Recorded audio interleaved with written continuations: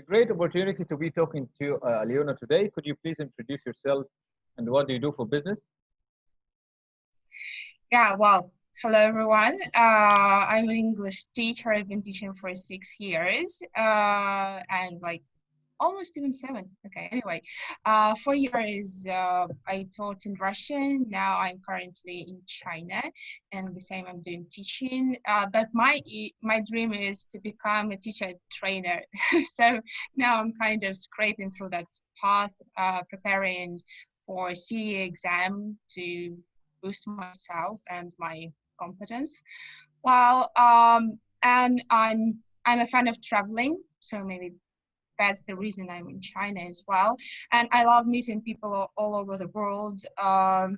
Again, being an English teacher makes me really happy because when you know more than one language, that's a great opportunity to communicate with more people and learn more about different cultures and backgrounds. Could you describe the work environment in China? Wow, I would say it's quite tough up to a point because first of all, that's a different culture and you have to adjust to it somehow because Chinese mentality is a little bit different from European, I would say. And again, the environment is highly competitive because they have lots of openings, but not everyone is qualified for them. So you have to be really outstanding, I would say. And they're very picky in terms of accent.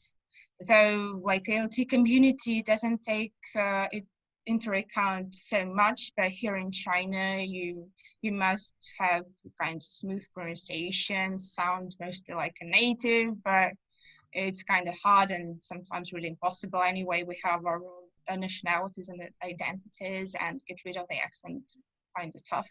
But still, yeah, the smoother you are, the more opportunities you have. That's one point. The other flip is that some places they are really not very professional, and that what makes me really crazy. They need just your European face as the other side of the story.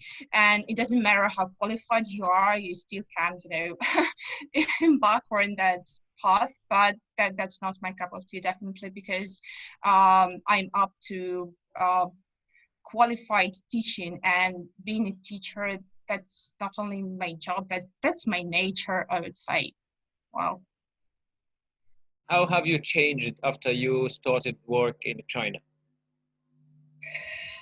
I think I've become calmer because Chinese they like to decide everything on the spot, but my my way of solving the problem is that I have to be ready, to be prepared in advance. But unfortunately, sometimes they can just show up saying you that, oh, you have a class now, or we've changed our curriculum.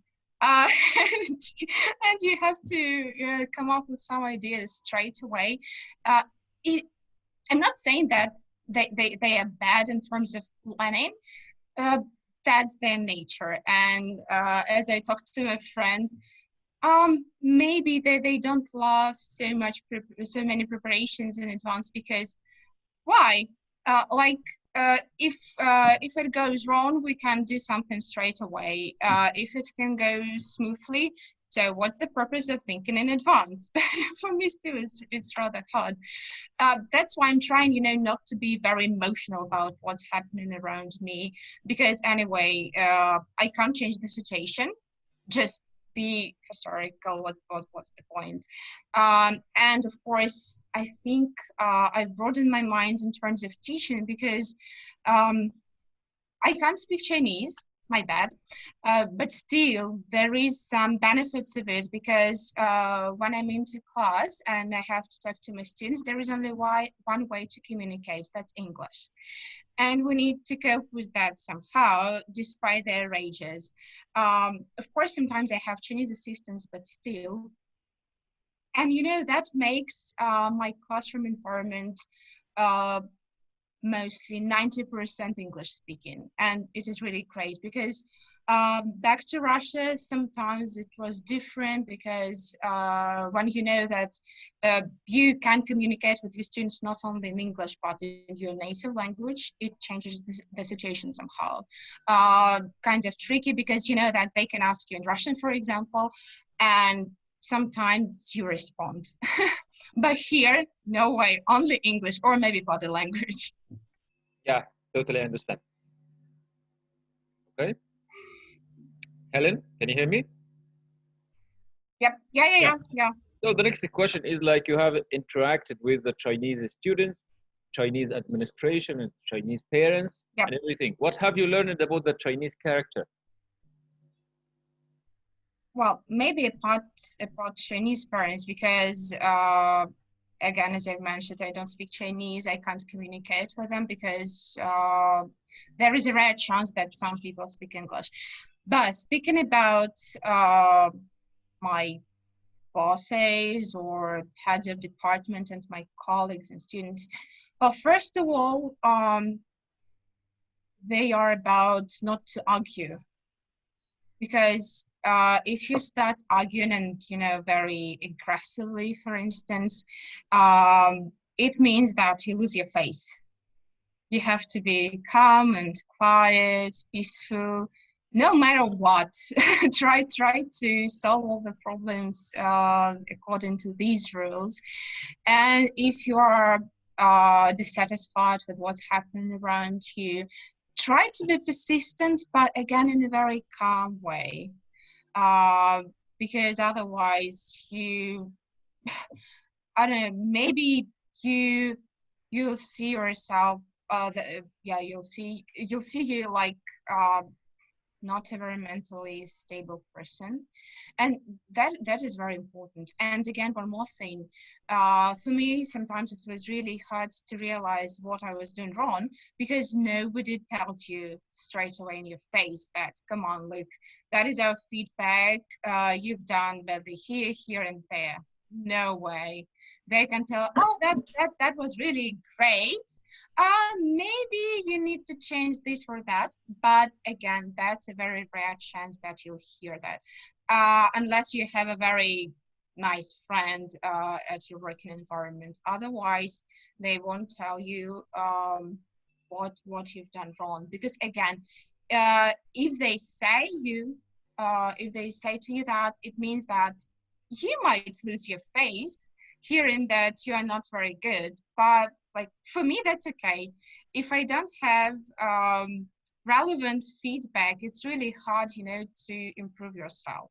But here, sometimes you have to guess what was wrong and what they were disappointed about.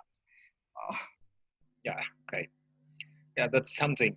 How do you adapt your teaching? How you teach in the classroom? How you choose your techniques? How you choose your tools to the Chinese students? Okay, the first thing I would say, it seemed to me that I started teaching from the beginning because I came here with my experience, with my baggage from Russia. But when I found myself in Chinese environment, I realized I had to learn from the beginning. Maybe not everything, but as you said, some techniques. Well, the first thing, if we are talking about young learners, your class has to be really like a circus. I mean, in a good way, amazing, thrilling, gripping to them. And for me, it was really hard because that's not my bag. You know, goofing around, smiling all the time. But I overcame myself somehow and I did it. Just maybe after a month, I got used to it because like last year, all my classes were almost the same and my kids were from 3 to 6. And of course, you have to be very patient, caring, and consistent, like magic stuff or something. Here we are singing silly songs. But again, fake it till make it. And I think I did a really nice job there. Um, Again, you have to realize that your students come to you twice a week, and our classes was quite long, by the way, an hour and a half for like 3 to 6 year old students. I was really shocked because, again, back to Russia, the maximum for that age, like 45 minutes or even less, because the attention spans, they're very short, and you have to be aware of that. But when I had to have an hour and a half classes, I thought, gosh, my poor students, how to make them feel happy, and at the same way that they need to learn something. It's not just, the kind of very fancy event. They have to study there. But drilling, constant repetition, actually it plays a crucial role. And again, I had my Chinese assistant. It was quite helpful because sometimes they use Chinese, but basically it was English. And the more you show children, the more they understand it. So, and again, most of kids, they're like sponges. It was really easy for them. And the thing which I discovered on my own when I was studying in Ireland, the happier you are, the more you memorize. And it really works. Again, speaking about classroom environment, I wasn't harsh, I wasn't strict, because that's not the way which I could use there. Mm, that they expect from you being kind of a sprint of happiness for everybody, or a sprint of energy. You must be very vivid. That's the way how they portray you. Because their own traditional Chinese style is kind of boring, especially at school when they have grammar exercises and that grammar translating method. That is why they created that branch of private schools, enrolling, hiring foreigners. That's another world where children have fun, they learn and study. But one more thing which was quite irritating. Once I had maybe 4 or 5 classes with my student, and then parents asked, "Look, my kid still has a Chinese accent. Why?" Really? after 5 classes. So unfortunately, not all the parents understand that languages, they're not really easy. And it doesn't matter what teacher you have, like a Chinese or, I don't know, a foreigner or a native speaker. Doesn't matter. That's teaching is the way of collaborating of parents, children, and teachers. And you should realize it's a very long journey. It's not like you're 3 years old, you have a foreign teacher, and boom, in a month, your kid is going to produce, I don't know, 50% of language or something, or just speaking without an accent. It's not about that. But unfortunately, I had to go even with that somehow. Yeah, and one more thing, which really was really, I was really sad about that, and I felt sorry for my students. I don't know why. Again, that's my subjective experience and what I saw. Some parents, they abandoned their kids. I mean, they had to work and everything, and that is the thing about China. Mostly they live in an extent a family with their grandparents, uncles, aunts, whoever. And unfortunately, sometimes kids don't meet their parents very often. And during the class, it was really harsh because they started crying because they missed their mummies and daddies. And it didn't matter what was happening right now. I mean, games, or was it fun? No, just, I missed my mom. Please bring me to her. That's it. And unfortunately, as I said, that happens to many students.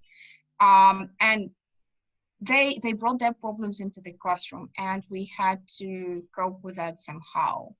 Uh, we did our best to comfort them, but again, I think it's kind of a very, very common problem for most students. I mean, young learners. Sure. Where does grammar fit in your world? Oh, grammar. You know, that's quite a challenge for me. Um, I'm um, I'm a fan of lexical approach. So for me, it means that grammar and vocabulary, they should go in lexical chunks, because I think that's the easiest way how to learn them. For example, when you have a particular structure, and honestly, I've experienced that on my own when I started learning Chinese, you don't memorize uh, sentences or something through the perspective of grammar rules, like here is the link verb, the, I don't know, the subject, the object, blah, blah, blah. No, when it's about learning the language, that's about chunks. Even for me, when I was producing some Chinese, uh, that was particular chunks. It wasn't about making up a sentence, even from the beginning level. So the same for my students, we had kind of daily questions or something, like, how are you today? How's the weather? They don't know anything about grammar within that chunk because they're quite young. And so what's the purpose of explaining where is the, I don't know, again, the link verb or something, the adjective, why on earth? So just memorize it, use it, and then when they are old enough, you know, to differentiate some grammar, here we are. They know all the structures, and a bit of rules are quite helpful to realize why language functions in that way, but not in the other. If we're talking about teenagers, still they have some background, right? And again, when you explain the rule, my view is that first of all, introduce the sentence, introduce chunks, introduce some examples, and only after that dig deeper in the rule itself. So then they see how it may function. You know, even better if they try to come up with the rule on their own. Give them that chance to think on their own. So that's the way how I see it. Yeah, very interesting. Let's move to the other point. Like, should the teacher be able to deal with all types of students? Again, quite a challenge. Um, you know, I actually I thought about that quite quite a long time. When it's about again presenting yourself, or it reminds me about my interviews. Of course, I said like I'm the best person ever. I can cope with everybody, but of course that's not true. Sometimes we have really like uh, really tough situations. You know, that was my dream somehow, to become a perfect teacher, so I can inspire my students, be a real role model. But once you realize that I'm a human being, it's not gonna happen no matter how hard I'm trying, because again, that's kind of in our nature. You can't be liked by everyone. But when it's up to misbehaving students or troublemakers, again, I'm trying to do my best. And here we're talking about being not only a teacher, but being a psychologist, being a friend, being a parent at some point. And it's quite a serious thing to discuss. And again, you should realize, for example, if you have like not only one class, but I don't know, three, and in each class you have 20 students, right? And if among them there are, I don't know, 10 troublemakers, it's really impossible, right? But still, it doesn't mean that you have to give up and do nothing about that. I think most of us who are really teachers, who really love their jobs, we try to do our best because we have had set our hearts on it, and we can't just pass by if we see that there are really troubles or problems with our students. Because honestly, even well, now I have my second place of work, and it was really hard for me to quit from the first one because I loved my students. And you feel very huge responsibility for what's happening in their lives, even when they're out of your class. So, make long story short, I try to do whatever I can to cope with all the students. But Let's that's the make life. yeah, let's make the Sometimes I question. fail. Yeah, it's fine. Okay, let's make the question harder. Okay? All right. Yeah. So can you refuse to work with certain students? Uh, Definitely. Here I say definitely. But I wouldn't connect these two questions. So speaking about refusing someone, it's not about coping with everybody. Because, for example, if you're a freelance teacher, that's much easier, right? So you can choose with whom you want to work, with whom you don't. Uh, because what's the purpose of torture yourself if you are not up to some really for example, I don't know, elementary level students or beginner or advanced? So just you choose your niche and you stick to yourself, you stick to your path. And here, of course, there is a room for saying no. Or, for example, I had a student in Russia. Um, that was obvious that he didn't want to come to my classes. We had face-to-face ones, and all the time he had lots of excuses not to come, like he overslept or something, he was in trouble or blah blah blah, whatever. But his mom was quite insistent. Just one day, yeah, actually even she paid for classes which he missed because that was like his that was his trouble, and she understood that maybe that was her responsibility, or maybe she just wanted to I don't know, to keep me for some time. I don't know. Anyway, one day I just called her and said, like, let's stop torturing ourselves, because if I don't see any improvements, it doesn't matter how much you pay to me. It's not about money. That's about my time and my contribution uh, to that job, to that profession. If nothing happens, I feel like I'm useless. I don't want to feel like that. So let's stop it. But that was the harshest situation. If we are talking about schools, it's kind of hard to say, I don't like the students. I'm not going to cover their classes. You have to, because you have your boss. But again, if it's about real hard problems, like maybe some mental ones or something, when you see that it's not about misbehaving, that's about some real troubles, and it's dangerous maybe for some, I don't know, classmates that particular kid is in that group. I think there is a thing where you can talk to your, I don't know, heads of departments or whoever. But again, in this situation, you need really really good reasons, crucial ones to say no. But if you work for yourself, it's only up to you who to teach and who don't. So yeah, that's the thing. Yeah. On a scale on a scale from 1 to 10, okay? Right. Yeah. How personal is teaching? um, Let me think. Probably 9.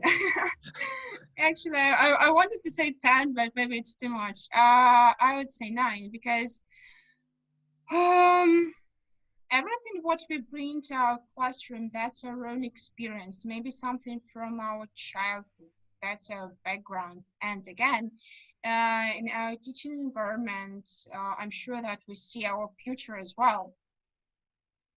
Because for me, there isn't a limit. All the time, it's not enough. Like, okay, for example, I don't know, I finished some courses. I'm kind of novel teacher. Great, my level is perfect. Okay, let's stop here. No, it doesn't work in such a way. You have to boost yourself all the time and put yourself out of your comfort zone, because the world is very rapid. There are so many changes every day, I would say. And who we are, our personality, of course, influences our teaching styles and methods. But there is a huge but. If we're talking about your mood, you mustn't bring it into your classroom if you're really unhappy or sad. Uh, Students are not, they shouldn't experience your problems, right? Uh, and again, here is the place for improvement. You have to cope with your some gut feelings or something if you are not quite happy, because I do believe that the classroom, that's the stage. No matter how you feel, show must go on. Yeah, sure. What do you want to tell the people, or what do you want the people to know about education? Wow, education is kind of rough. And the maybe the vital thing here that education is about a thirst for knowledge. If you don't want anything, it's really hard for you to study. And here is the thing, you should make somehow your students being thirsty for knowledge. Make them to want to learn more about the world, about the place we're living, for example, right? And even English. Again, that's my firm belief that it's not just a subject at school or anywhere. It's a tool. First of all, it's a tool for communication. Uh, it's a window for, I don't know, better perspectives in your life. And again, when we talk about young learners, education, first of all, is about collaboration between parents and teachers. And at the same time, we shouldn't forget about students' needs. I mean, their basic needs, not what their parents want from them. Uh, that is the edge when um, parents push them to study, they don't want it. And here is the role of the teacher to make studying process, make it fun somehow. Again, as I've said, make them thirsty for knowledge, to show maybe another world of learning. It's not only about having good or bad marks or being punished because you failed your test. That's about building up your own personality. So overall, a thirst for knowledge, and the second thing is collaboration.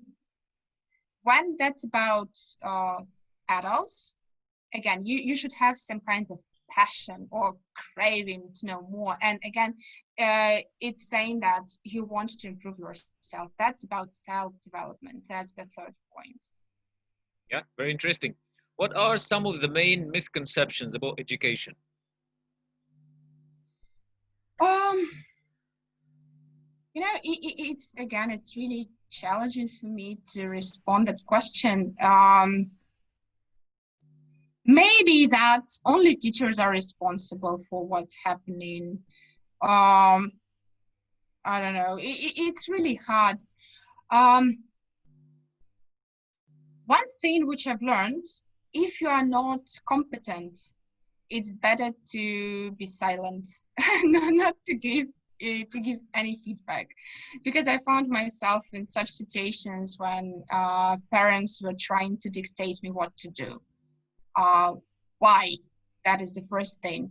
at least I graduated from university and I had some solid basis for what I'm doing. Then I have some experience. So maybe that's that thing. If you don't know enough, please don't share your opinion, even if you're a parent and if you're paying for that. Yeah, you're paying, but I'm the person who is a professional. I know what I'm doing. And honestly, it doesn't matter how you see the process. I know better. It's the same when you, I don't know, enter the surgery room and start saying, oh, please don't cut this thing. You have to cut another or something. No, just don't disturb into my process. Maybe it's mostly about, I don't know, uh, parent stuff or, okay, just people who are not competent enough, but they're trying to give you some advice. Yeah, so empowering. Let's go to the next question. How do you balance between using your own techniques and the established techniques in the field? I have a question for you here. What do you mean by established techniques in the field? Like, for example, we use the communication method, we use the grammar teaching method, like this, you said now, the lexical approach. Sometimes the teachers may want to do like teach in a way that fits their style, but they see this important. They tried something new and it fits. So where do you draw the line between your own input, between your own ways, and following an established technique? Oh, again, really, really hard to say. Because sometimes things can be changed on the spot. For example, I have a plan of my class and it's based on lexical approach, right? And I realized that maybe some tricks, they're not working right now and right here with that person. And I have kind of, okay, I would say a talent. Maybe it sounds like too, too much, but still, sometimes I can feel my students. And even if in theory everything is perfect, but it doesn't work. So I just changed according to what's happening right now. And speaking of balance, I think teachers are people who are the most adoptable ones because we have to adjust to anything almost. Sometimes it's really harsh, I know, but if you're not very flexible, or I would say if you're not flexible enough, how can you improve yourself? Because again, some techniques can be old and we're living in the fast-paced world. More and more techniques appearing. Well, try to stick to what's happening right now and what is relevant to the current moment. But of course, it doesn't mean that you have to forget about like old version, because sometimes grammar methods takes place. It depends, and you should manage everything somehow. Because for me, I have quite a freedom here at my working environment now, and I'm for different experiments. So, and speaking about balance, I think I find the balance if the techniques which I'm implementing work, and if I see the progress in my students, that means I've reached a particular balance. Because I'm as a person, I'm very flexible, and it's really easy for me to get used to different styles, different methods. But again, it happens in case I have constructive and relevant feedback, because when you're alone, sometimes it's very tough to realize what was wrong. You need someone to keep an eye on your class time to time. Yeah, but I think the balance is when your students improve themselves and when you see their progress, how good they are. Yeah, very nice. Let's go to the next question. Like, do you think teachers have enough voice in the education process? Um, I realize they do. I assume they do. Maybe there is the thing which comes to my mind now, that sometimes it's about countries, right? Because when I think about Russia, when we speak about public education, right? Time to time, it's really harsh to change something. But if it's about private schools, it's quite easy because you can do whatever you want. I mean, what you think is really um, essential and vital, and what might contribute to students' progress. But as for public education, maybe here uh, teachers can't express their opinions. I mean, they can, but sometimes their opinions are not taken into account, which is really sad. But again, I think it's from country to country. I can't speak for all the countries. I can speak only for Russia because I've learned what's happening there, and yeah, I studied there as well, and I was a teacher there. And it's kind of rough, because our teachers, they don't have enough time for lesson planning, for even students, because they are snowed under with their paperwork. Why? And then writing huge reports or something, nobody even reads them. Just be more oriented to students. But it's not about teachers, that's about the system. The system is kind of rotten. And here it's really hard to change something. But if you're talking about your private school or your freelance work, again, you can do what is efficient. So kind of, there are both sides, advantages and disadvantages, of course. Nice. What is the role of the students in the educational process? Their role is crucial one. There is one nice thing which is called learner autonomy. Maybe it's not about young learners, and maybe you can't implement it everywhere, but still. For example, sometimes we have our course book, right? And particular topics connected with each other and everything. Of course, methodologists know better what to learn and how, but still. And here is the thing in learner autonomy, right? When they bring their own ideas and wishes to your classroom. Even with young learners, sometimes it happens. And based on their students' needs, you can change your class a little bit. Give them that place for being leaders, I would say, and you can swap your roles for a while. And of course, teaching is about that's about having students, right? So anyway, without students, there is no teaching, and of course that their role is crucial. It goes without saying that. But again, we have to be really careful about that, because teachers are people who have lots of roles, and one of them to be observers and to be controllers. That's about students, but we have to make sure that everything is really relevant and everything runs smoothly and nicely in terms of teaching. So learners are the core.